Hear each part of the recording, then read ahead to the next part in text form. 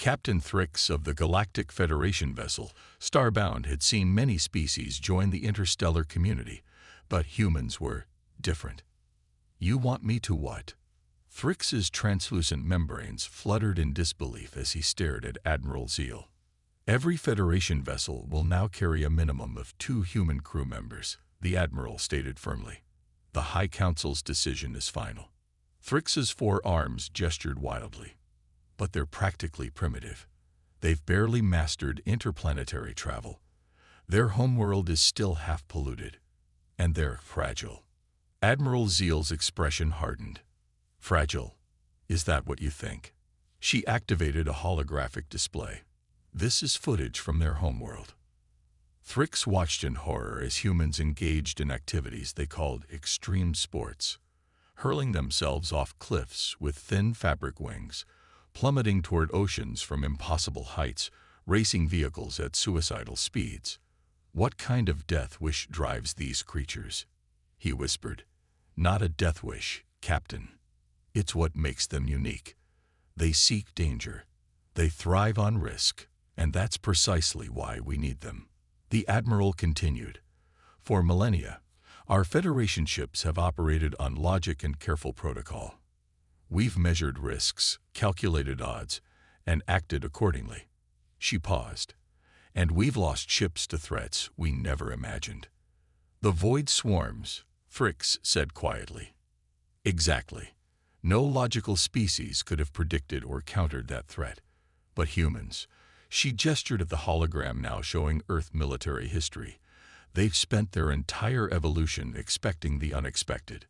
They call it thinking outside the box. We need that unpredictability." 2 solar cycles later, Thrix waited nervously in the Starbound's docking bay. A Federation shuttle had arrived carrying his new human crew members. The shuttle door opened with a hiss. Out stepped 2 humans in Federation uniforms. "Captain Thrix," the taller one said with a strange upward curve of its mouth. "I'm Lieutenant Tom Reed, Tactical Specialist.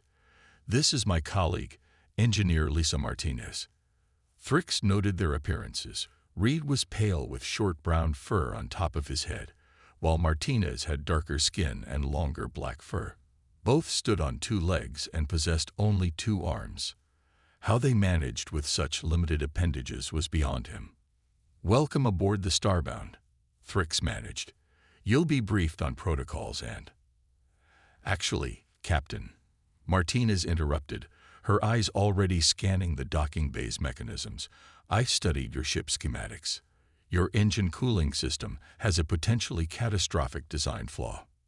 Thrix felt his temper rising. This vessel was designed by the finest minds in 3 star systems. It's undergone rigorous safety. "Yes, under standard conditions," Reed cut in.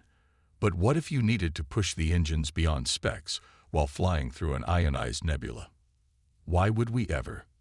"Because you're being chased by something that wants to eat your ship," Reed suggested with that strange mouth curve again. Thrix later learned it was called a smile, though there seemed nothing amusing about the scenario. Over the next few days, Thrix watched in astonishment as the humans integrated with his crew. They asked questions no one had considered. They suggested modifications to systems that had operated the same way for centuries. They ran simulations of scenarios so unlikely that Thrix considered them absurd. "You're preparing for events that have a 0.3% probability," he told Reed during a tactical briefing. Reed simply shrugged. "On Earth, we have a saying, better to have and not need, than need and not have." Thrix was beginning to understand why the Federation had made this unprecedented decision. These humans didn't just think differently. They seemed to operate on an entirely different paradigm of existence. What truly worried him was not knowing whether that would save his ship or doom it. 3 months into their mission, the Starbound encountered its first crisis with humans aboard. A routine resource collection on an uninhabited moon turned catastrophic when seismic activity triggered a massive cave-in, trapping 4 crew members in an underground cavern. "Communication lost with the ground team," reported Officer Glix, antennae twitching anxiously. "Cave-in has blocked all exits. Sensors indicate the cavern's structural integrity is failing. Fricks felt his heart sink. Deploy rescue drones. The magnetic interference from the mineral deposits is too strong, Glix replied. Drones can't navigate. Then we must contact Central Command for specialized. They'll be dead by then, interrupted Reed, stepping onto the bridge uninvited. Captain, I need 4 vacuum suits, 200 meters of carbon fiber cable, and the strongest portable drill we have. What are you proposing, Lieutenant? Engineer Martinez, and I will go down through a secondary shaft and extract them manually. Fricks stared in disbelief. The toxicity levels alone would kill you before. Our suits can handle about 40 minutes of exposure, Martine said, already checking equipment specs on her datapad. That's enough time. The probability of success is less than 18%, stated the ship's eye. Reed grinned. I've beaten worse odds playing poker. Before Fricks could formulate a logical argument against this madness, the humans were already preparing equipment. He accompanied them to the launch bay, still protesting. This violates at least 7 safety protocols, Fricks insisted. Martinez was methodically checking her gear. With all due respect, Captain, protocols are for foreseeable situations. This isn't one of them. Reed added, sometimes you have to improvise. Fricks watched in horrified fascination as the 2 humans descended into the unstable cavern. The entire bridge crew monitored their progress, listening to the humans' casual conversation despite the deadly circumstances. Watch that outcropping on your left, Reed called to Martinez. Got it. How's our time looking? 28 minutes before we start glowing in the dark. They were joking in the face of death. Fricks couldn't comprehend it. 23 minutes later, against all statistical probabilities, all 6 figures emerged from the cavern. The 2 humans and 4 rescued crew members. The bridge erupted in sounds of celebration. In the following weeks, Fricks noticed a change in his crew's dynamics. The non-human crew members began spending off-duty time with Reed and Martinez. They were learning human card games, exchanging stories, and most surprisingly, adopting human expressions and mannerisms. During a routine patrol near the Perseus Arm, Engineer Martinez approached Fricks with an unusual request. Captain, I'd like permission to modify the ship's distress beacon. What's wrong with our current system? Fricks asked. It's the standard Federation design. That's precisely the problem, Martinez explained. It's standard. Any hostile entity familiar with Federation ships would recognize it immediately. But that's the point. So our rescue ships can find us. Martinez nodded. Yes, but what if we added a second, hidden beacon with a unique signature? One that appears as background radiation to anyone who doesn't know what to look for. Fricks considered this.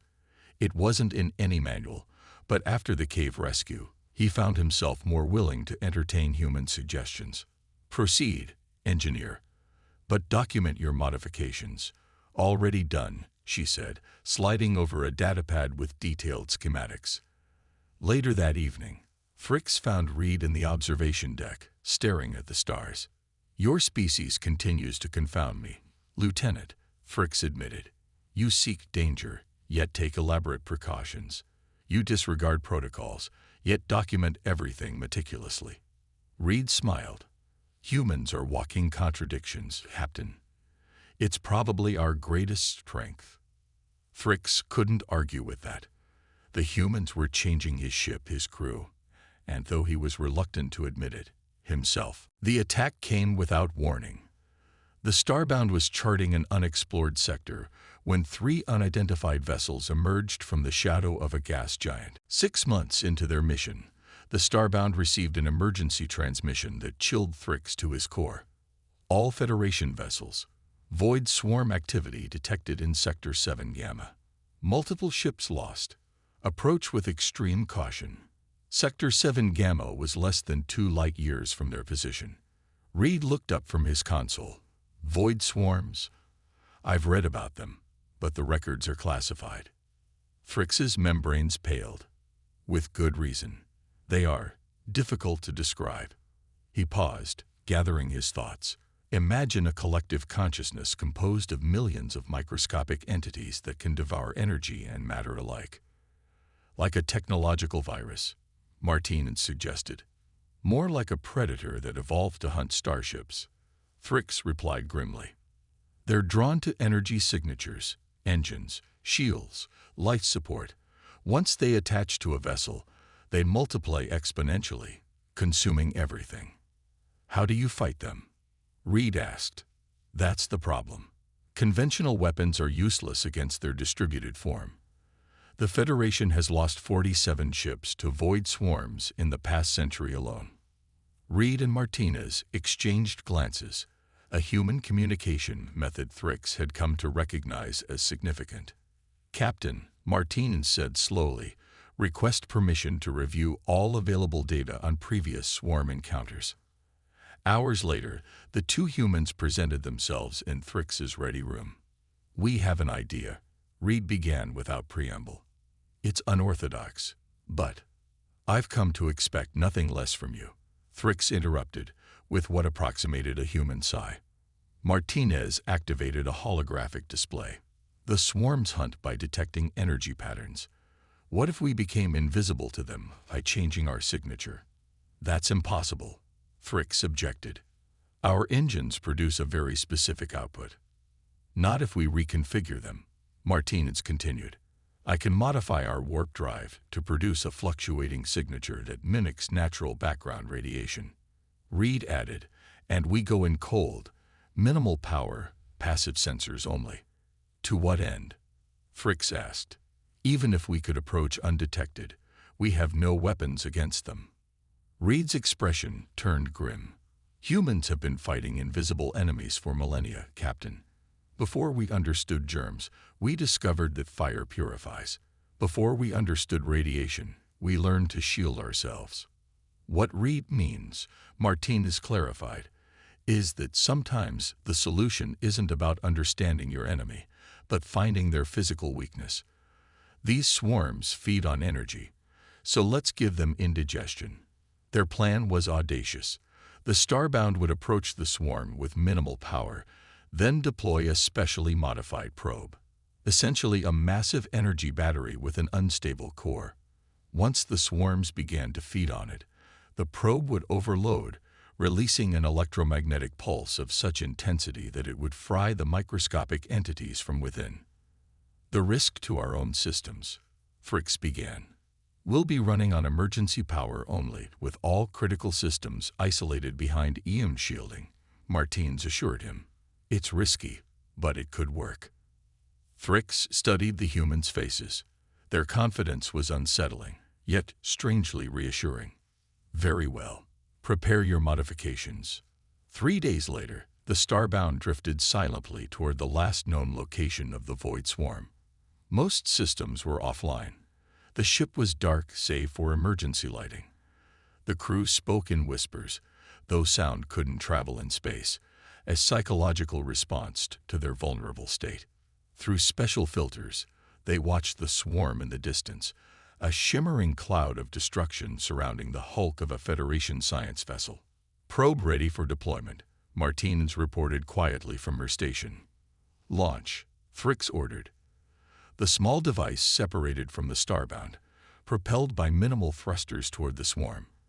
For several agonizing minutes, nothing happened. Then, as predicted, the swarm detected the probe's energy signature and swarmed toward it like hungry insects. Detonation in 30 seconds. Reed counted down. All crew, brace for electromagnetic surge. The resulting flash was visible even through the filtered viewports.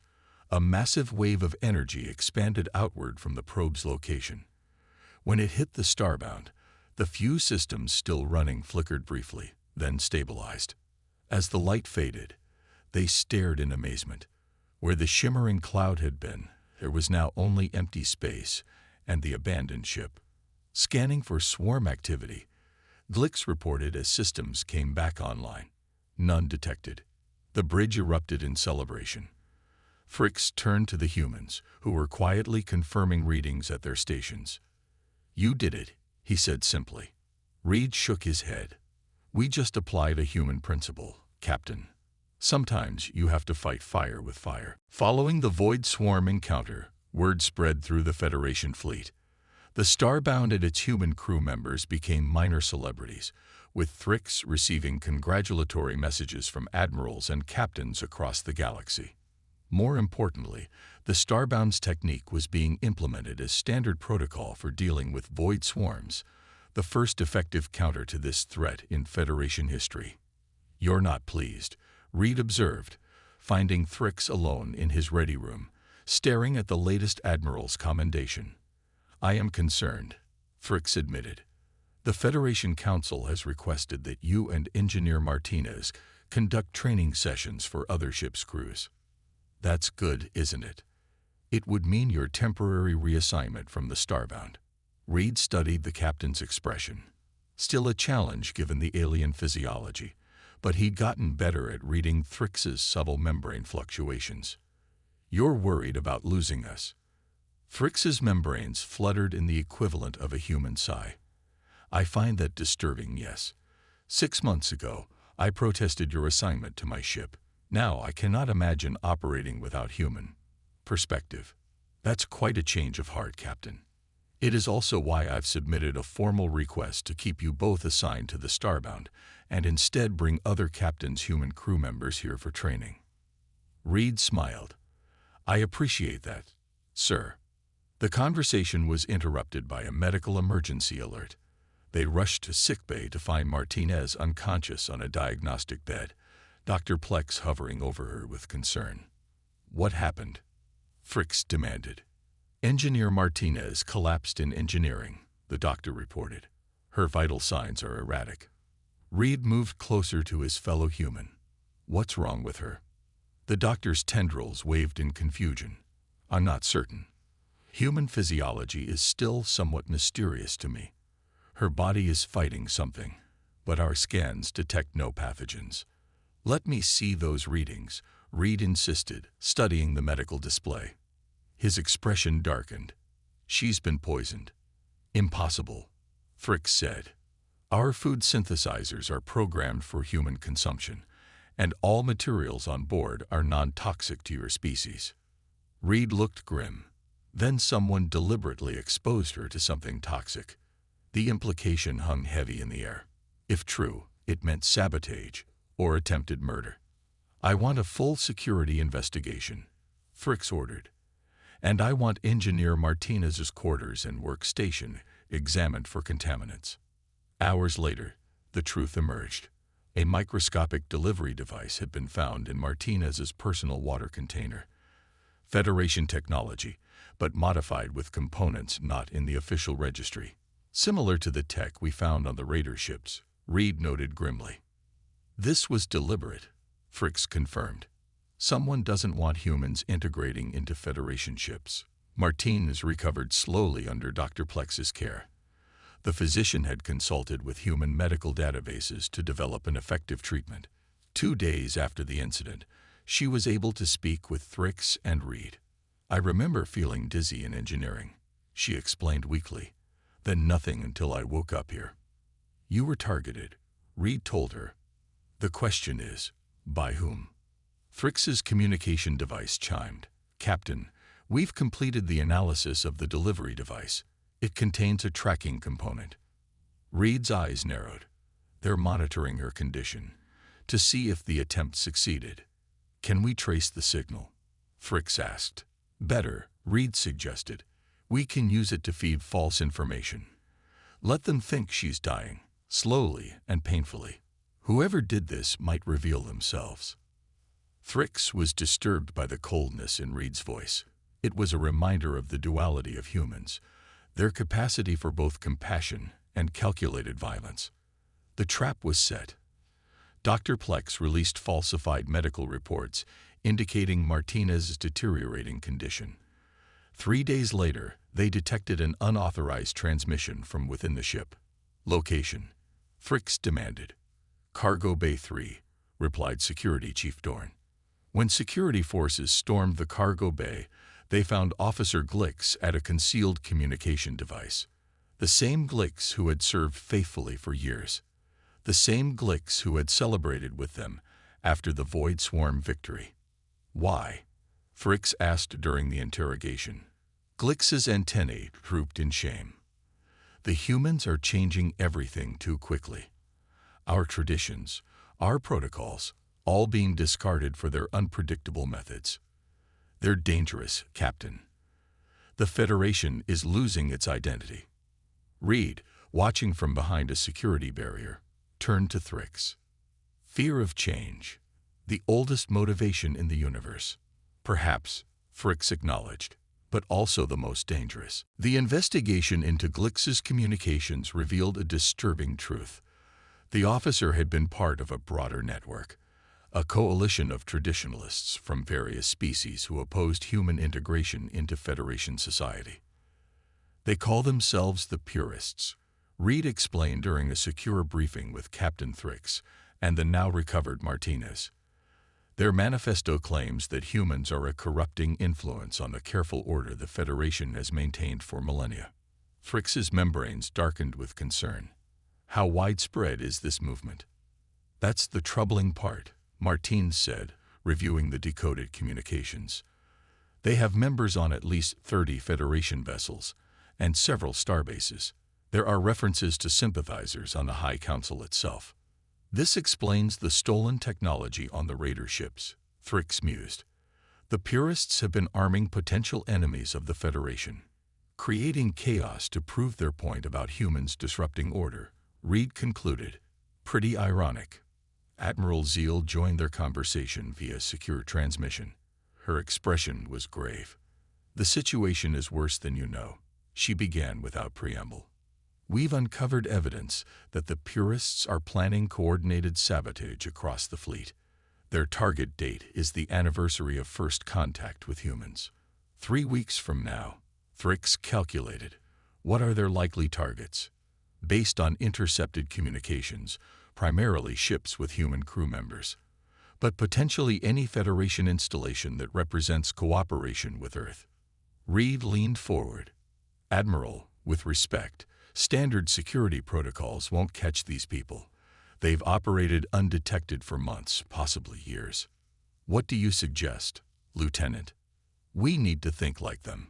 Set a trap that appeals to their ideology. The plan they developed was unprecedented in Federation history. The Starbound would announce the implementation of a revolutionary new propulsion system, allegedly based on human technology that would render traditional Federation warp drives obsolete. The announcement would include an invitation for engineers from other vessels to witness a demonstration. The Purists won't be able to resist, Martinez predicted. This represents everything they fear, humans fundamentally changing Federation technology. And when they move against it, Reed added, we'll be waiting. Thrix finished. The announcement went out across all Federation channels. As expected, it generated immediate controversy.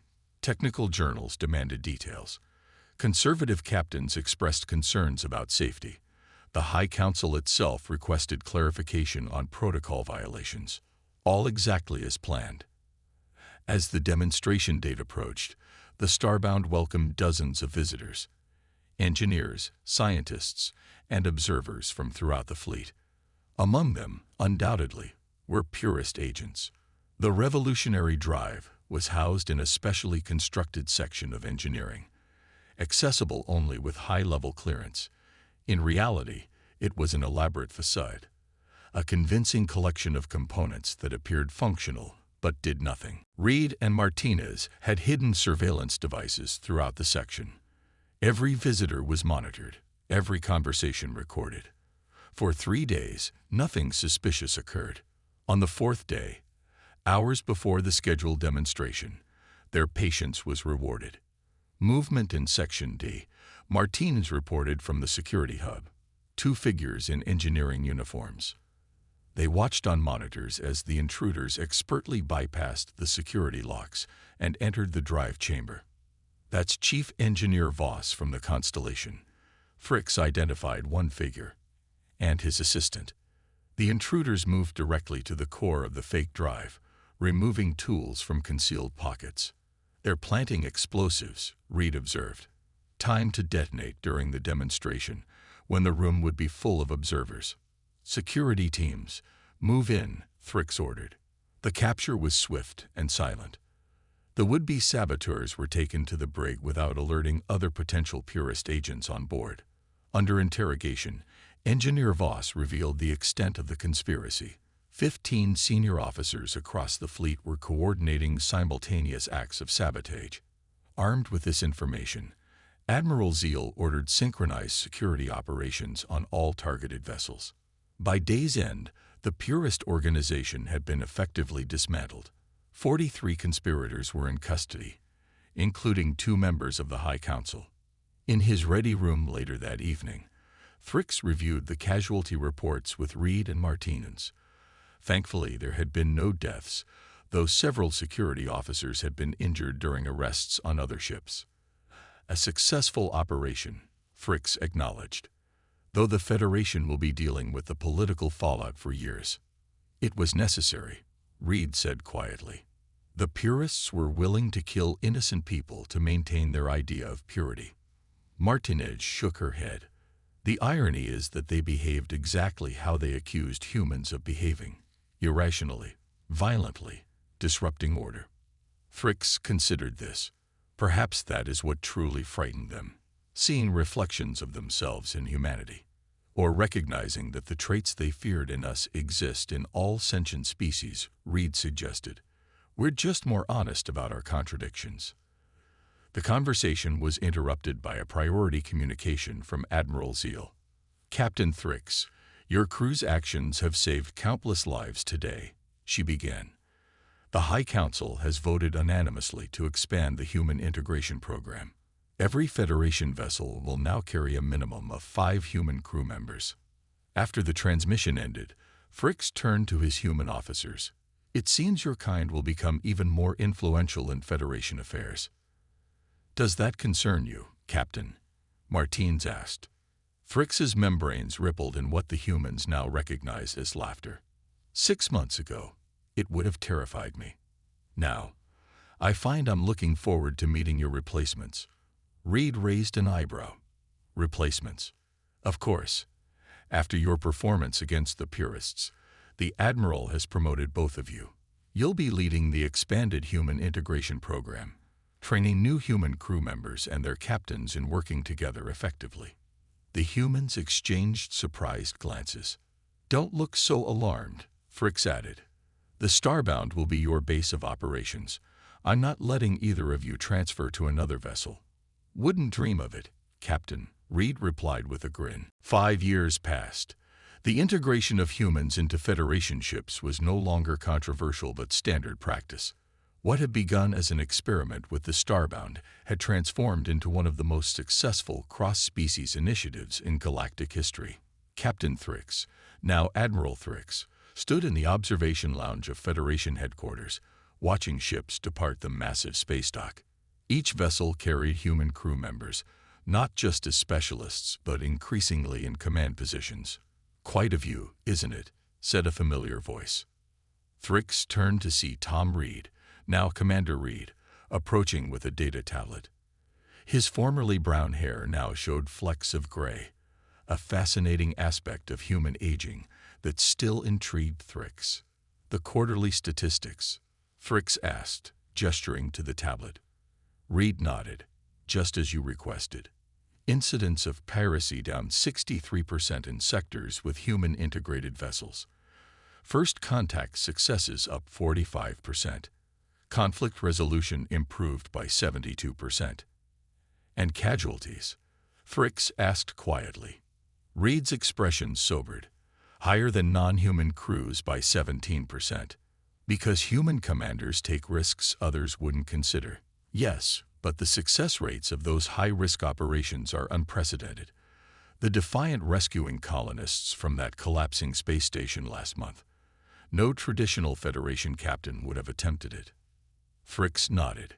Captain Davis knew the risks, and took them anyway. Saved 400 lives. They stood in silence, watching the graceful dance of ships departing and arriving. Have you seen Martinez lately? Thrix asked. Reed smiled.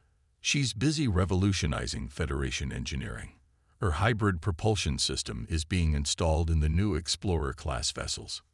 The same revolutionary drive we once faked to trap the purists, Fricks noted with amusement. Life has a curious symmetry. Speaking of symmetry, Reed said, today marks 5 years exactly since the first humans were assigned to Federation vessels. A fact not lost on the High Council. They've called a special session this afternoon. The council chamber was filled to capacity when Fricks and Reed arrived. Representatives from every Federation species were present, along with a large delegation from Earth. High Counselor Venn, a venerable Axiom with translucent skin that revealed the complex network of neural pathways in his brain, called the session to order. 5 years ago, the Federation embarked on a controversial initiative to integrate humans into our fleet operations. Today, we acknowledge that this decision has fundamentally transformed our society. Murmurs of agreement rippled through the chamber. The statistics speak for themselves. Venn continued. Our effectiveness in diplomacy, defense, and scientific exploration has increased exponentially.